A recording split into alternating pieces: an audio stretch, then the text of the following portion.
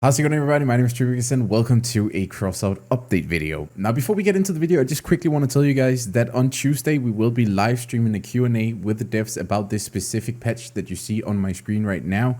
This is the Syndicate Battle Pass. It will be released later on, but on Tuesday, we'll get an early look and I'll have a couple of devs and some people from Targin Games onto the stream with me, and they will try to answer as many questions as possible, both about the battle pass, but also a bunch of questions that I have tried to create based on all of the feedback that I've been receiving from you guys. So we'll have a nice talk about the game, both the future and the present, and hopefully it's just going to be a great success. So I'll hope that I'll see all of you there. It's 11 AM UTC +1. The Garage has released today. This is sort of an update and just a general show about Crossout, and the Garage today is really just based on all of the stuff that we will be getting in the Syndicate Battle Pass. So I'm making this video just to sort of react to it and talk to it together with you guys and give my thoughts on it, and hopefully we can see if there are some nice spoilers in here. I haven't watched it yet, so I am kind of excited for it, and hopefully you guys will be too. This is uploaded to the official Crossout YouTube page, by the way, so I'll just leave a link to the video in the description so you guys can go in there and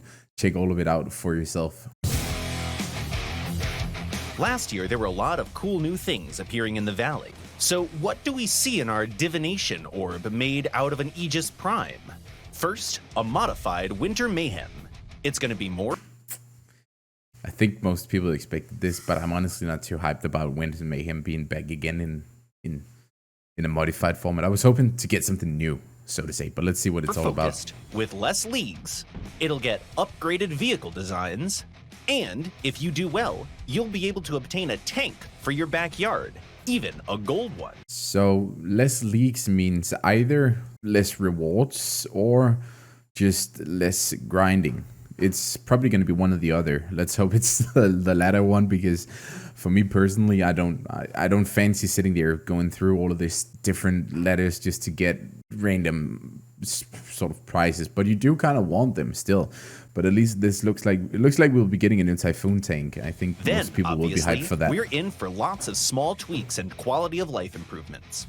For example, after the update, you'll be able to rename your old contributions to the exhibition. That's a pretty nice change, honestly, and I don't think they're underestimating when they say that this is going to be a big patch with a lot of changes. And I'm gonna risk it here. I don't know, because I haven't seen the patch myself at all, but I think this will be one of the greatest content patches that we have seen for Crossout ever. The full list of changes, though, is very long, and we don't have much gas in our divination orb / time machine hybrid, so let's go straight to the juicy... Ooh, would you look at that?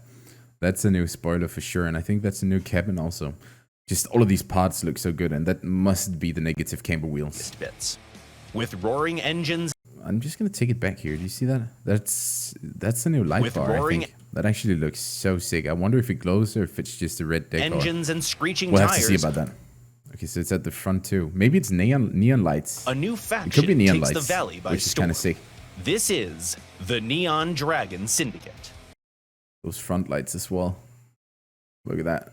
That is beautiful. That is very nice. The Neon Dragon Syndicate. Survivors that are used to the modest practicality of wasteland cars might dismiss. And that has to be the new truck cabin. So there was some discussion whether this was special, because some people saw a leak of this being special rarity. I think they announced that it was a legendary at the end of the day. I mean, look at these new parts. Those are nothing short of amazing.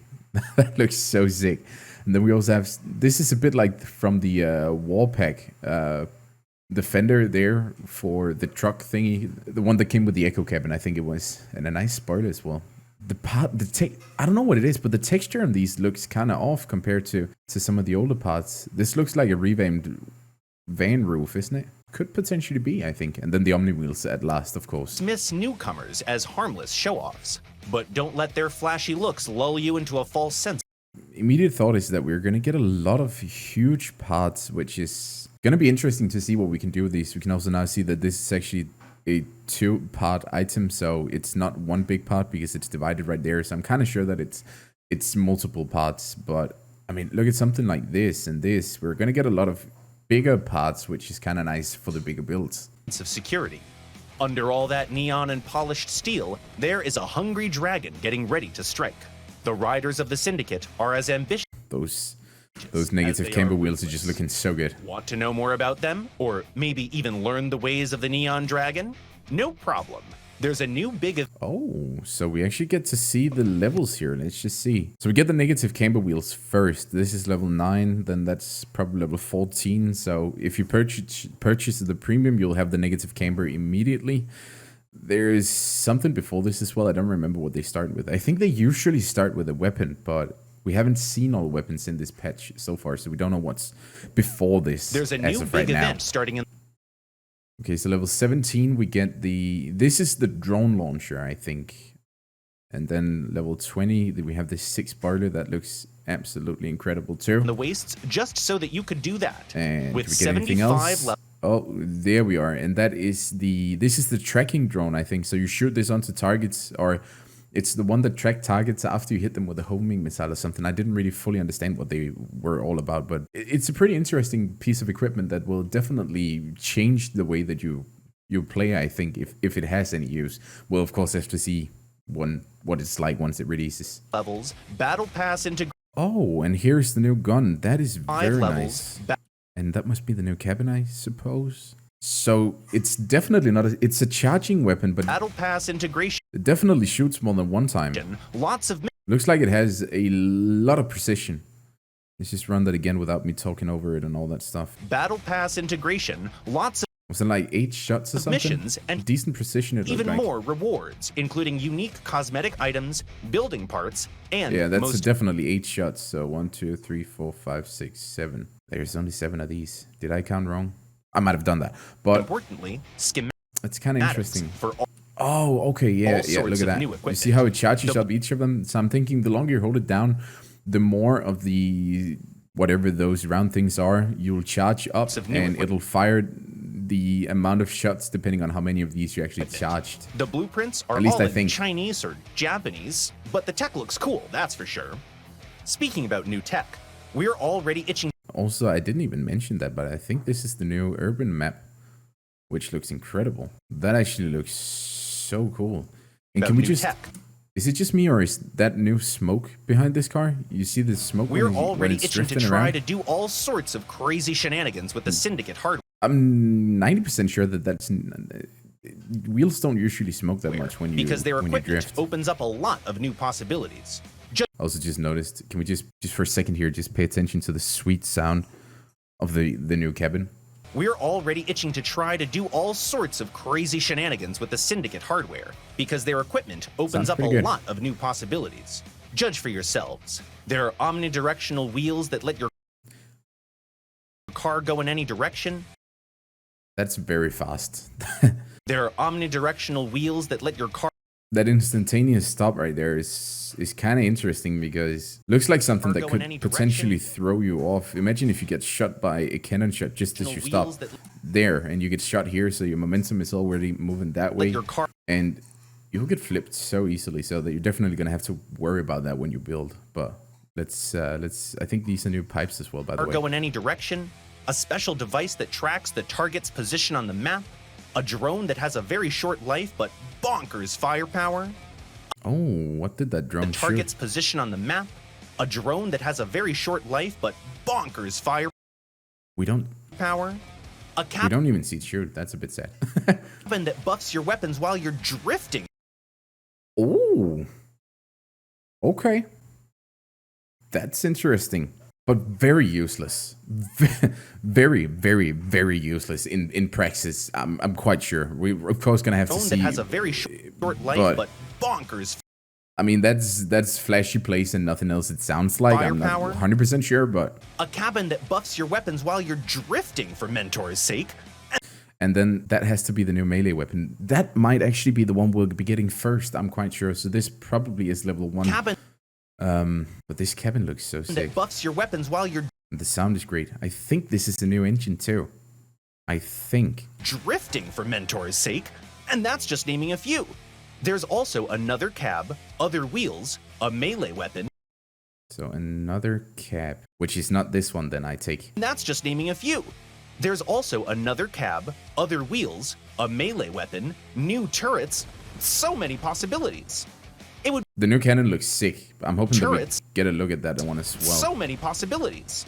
It would be cool to have a new... By the way, is the hit instant when it shoots, or does it actually have a projectile? What if we just slow this down? So many I'm quite sure that's instant.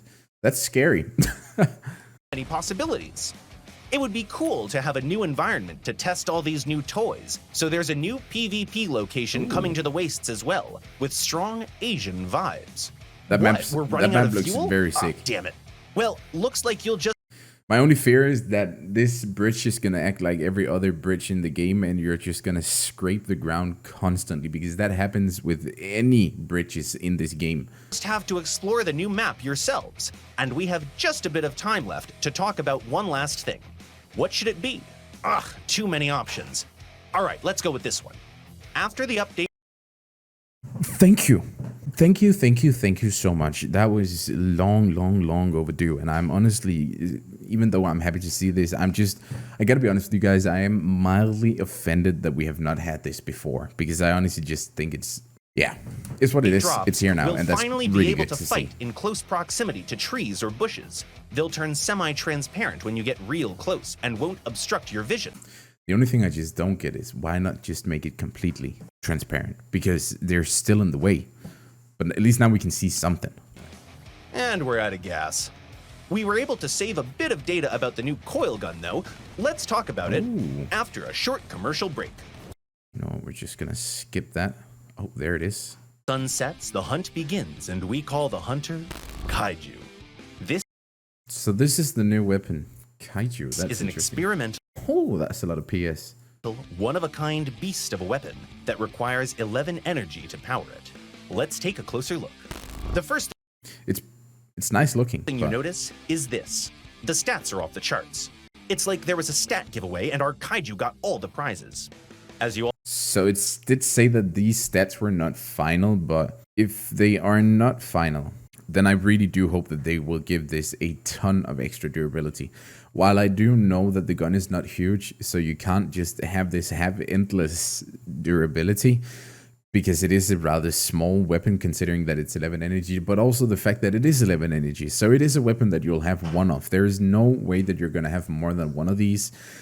And that means that this weapon will, with the stats that it has right now, I don't see how this has any place in, for example, Clan Wars. Sniped 2 times with a Scorpion and it's gone.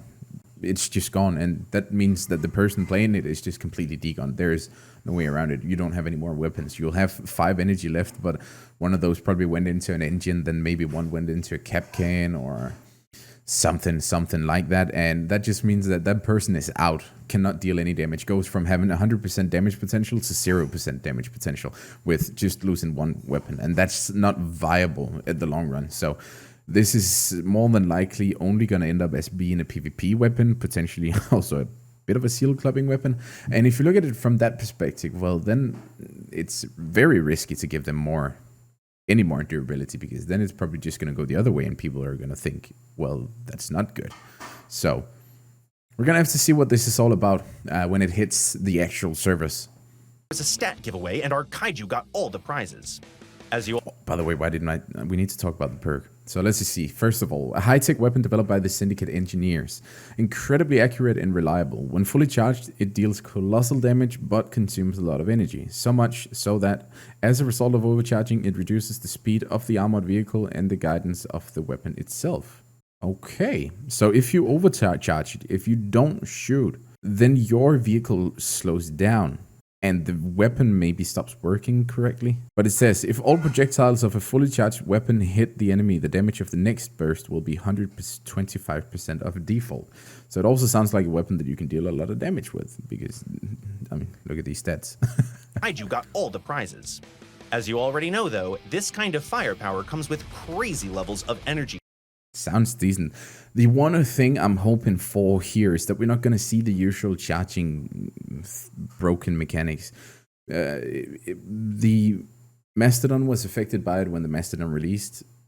The Snowfall is still affected by it. It was the most recent weapon release.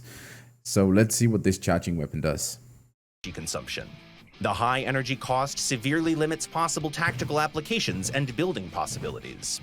If you, like many survivors out there, are used to outfitting your car with several weapons of the same type, you'll have to adjust your habits. Let's see what we get for sacrificing that much. First, the damage output. Okay, 866, and that's single target damage. I don't know if this does AoE or anything like that, but just hands down 866. I really hope it has a reload before you can charge it again. Is insane. And you deal even more damage if all shots from the previous barrage hit their mark. You get around 25% extra damage, so that means that the next burst on the same target deals over 1,000 damage. Put it short, when it comes to our damage potential, the sky's the limit. But, and that's a pretty big but, if you want to see really big numbers, you have to charge your shots. That takes quite a while, meaning that you'll have to plan your shots in advance. Second, the Kaiju has a decent rate of fire. Yep, that's right. Even though charging the weapon takes time, which means that you can't really spam your shots, you can discharge it often enough to actually make a difference in battle. The third advantage is that the gun is pretty accurate. Once again, that's not immediately apparent, but the Kaiju gets more and more accurate as you charge your shot. Ooh, okay, so it actually becomes a scorpion at the end if you fully As a result, it can reliably hit things that are in your sights, which is great, obviously, and makes it viable at range. Okay, enough with the theory. Let's go outside and test the gun in combat. Gotta feel the beast, you know? We're going to use this special car on 3 meat grinders. Why 3, you might ask? Well, the one in the back helps us to deal with the recoil, as the Kaiju has quite a kick. It also looks neat, which is very important. In combat, we're relying on the tactic that's been utilized for generations. Hit and run all day long. This way, we keep our precious gun out of harm's way, which allows us to strike again and again. Amazing. Use every chance you get to flank the enemy so that you can shoot at them from the side. And try to prioritize weak spots. If your barrage hits one of their explodey bits, they're basically gone. If there's too much heat, calmly disengage. We don't need to be close to our targets to send them to automobile heaven. And so it does have a little bit of a cooldown, it looks like, which is kind of nice. Our shots travel pretty damn fast, something that your enemies will have to learn very, very soon. Well, I think that's pretty much all they provided for us, but this definitely looks very interesting. But once again, I want to invite you guys to Tuesday, where you can get a look at the entire battle pass, because we will be on the PR test server where everything is available to us, and I'll do a review with it together with the devs and together with you guys in the live chat. Thank you so much for watching, and I'll see you in the next video. Bye bye.